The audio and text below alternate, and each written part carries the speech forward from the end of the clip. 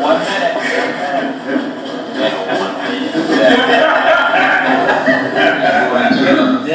HARDNETT follows here.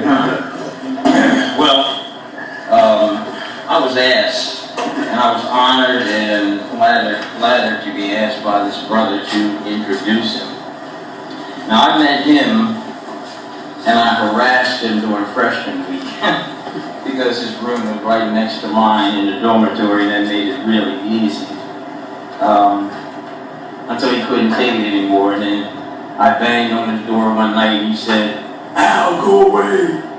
I said, "Wow, come on, I'm your big brother. Go away." I was like, okay, this guy, I love him. So, let me say this: he is a good father. He was the consummate professional educator, and he was a hustling and bustling businessman. A lot of people don't know that. He's a brother of 1,000 stories. 1,000 stories. He knows details, names, people, places, things. I said 1,000. It's really 1,001. And all you got to do is say something, and he just take it and run with it. And they're all interesting, and they're all funny. And I told him that he should actually write a book, because we talk all the time. I have get-togethers over at my place, and we watch football and NCAA basketball and all like that.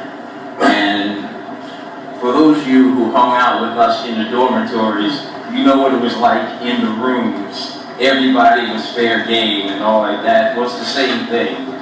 And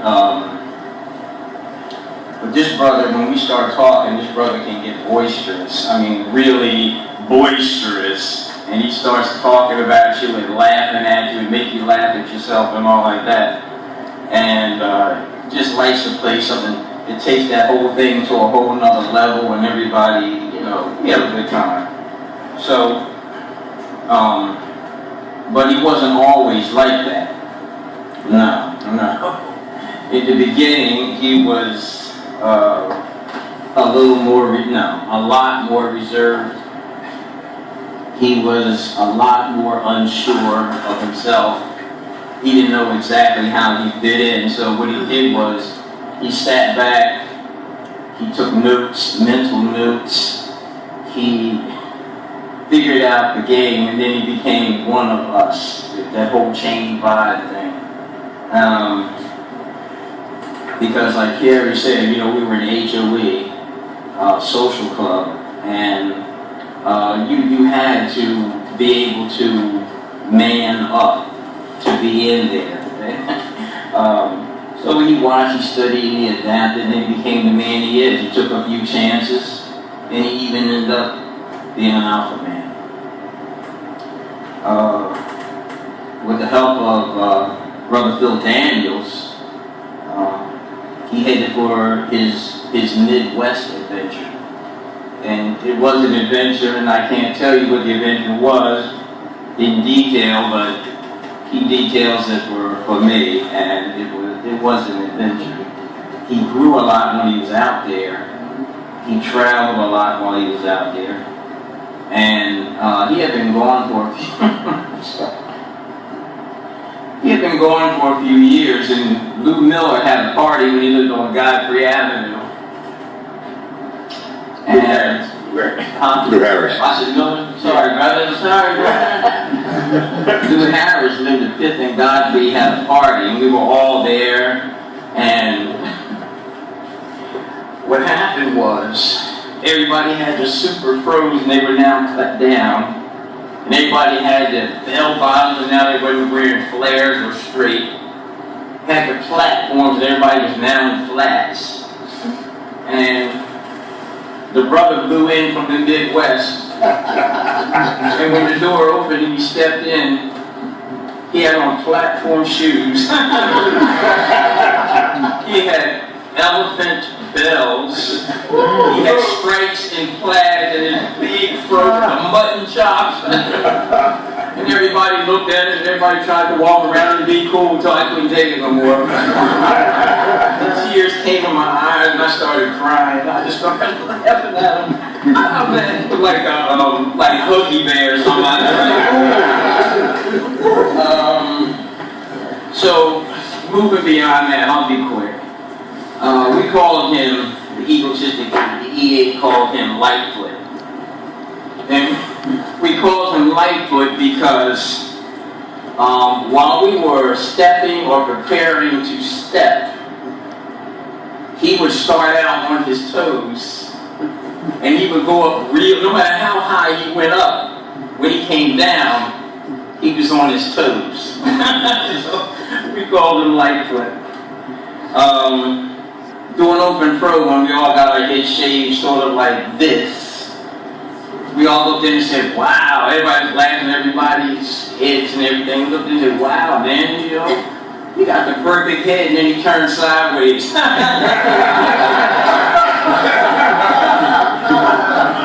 That was the point at which we started calling him the Exacto Man. I don't even know what the Exacto blade is. But he was a good brother to flesh with. He was a good brother to get to know. And he was a good brother to call friend. But, and this goes back to something Harry said, seeing him and the rest of the E8 on the day we went over, to see your line brothers as alpha brothers is like priceless. It's just a priceless thing. You can't even begin to explain it. So we crossed the burning sands together. Long, hard, momentous undertaking, but we made it. We made up our minds early that we were going to be there no matter what happened to us. So without further ado, it's my fraternal and my friendship honor to introduce the man that we call from time to time Gus. That was a mistaken identity, right? Or was it? Yeah. She just called you by the wrong name. Hey, don't worry about it. Hey, they both begin with a G. At any rate, I'd like to introduce Brother Gus HARDNETT.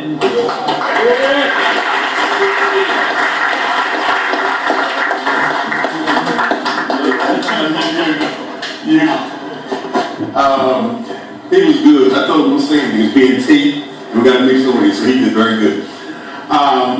Characters up here said quite a bit, so it's nothing for me to say.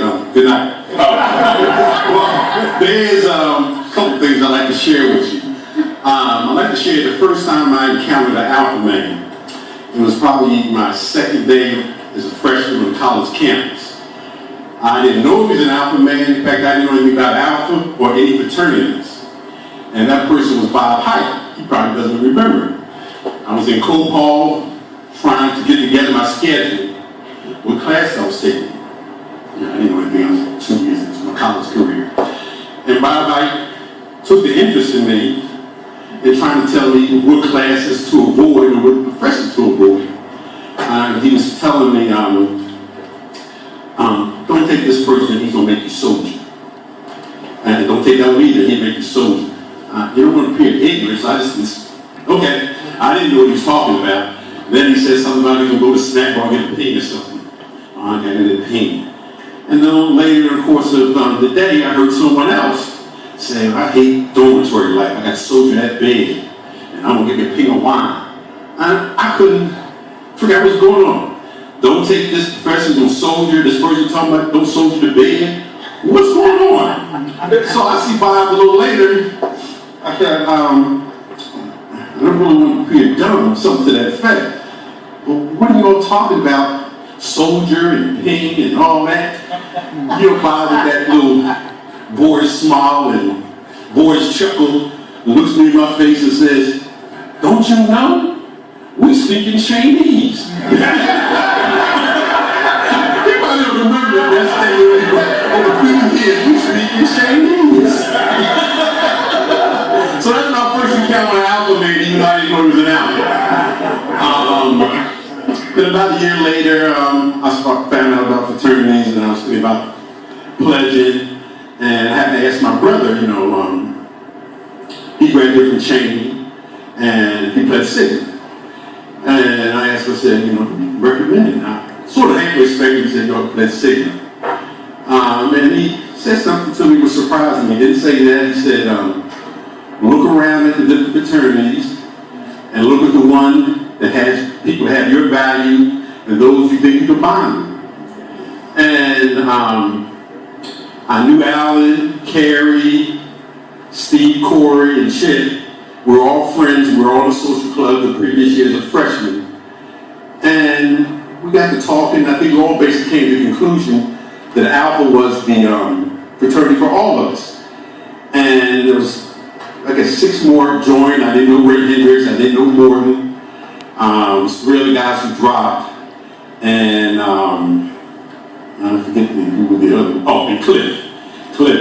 And we did fit the stereotype of the alphas in terms of the intellectuals and could sing but couldn't step. And we had a very diverse group. We had Alan and Carrie, and you can sort of see what their personalities are like, right? Smooth, talking, so forth. Chip and myself were more laid back. We had Ray and Morgan, they were on the football team. And we had Steve Corey, who was a good time. Steve Corey was always a party, nice guy. And Cliff Mitchell was sort of a wild man, couldn't understand the way he spoke. You know, couldn't understand. So he was a really different group.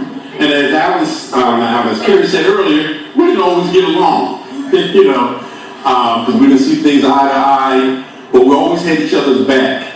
And we knew each other's weaknesses, we knew each other's strengths, and as time went on, we played to that. And even though it's like brothers, you might bicker among yourselves, but when times got tough, we backed each other up.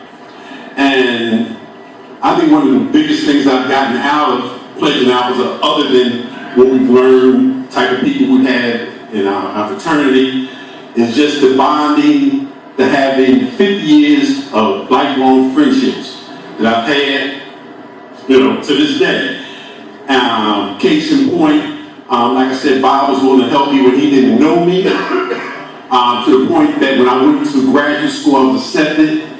Unsolicited, Clarence Hoover suggested that I contact Phil Daniels to help me get money. I was accepted, but I didn't have any money.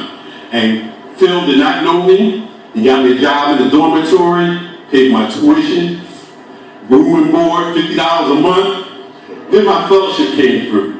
I was living high in the hall, flying burgers out, going everything. And at the end of 1 year, they came to me and said, you can't keep both of them.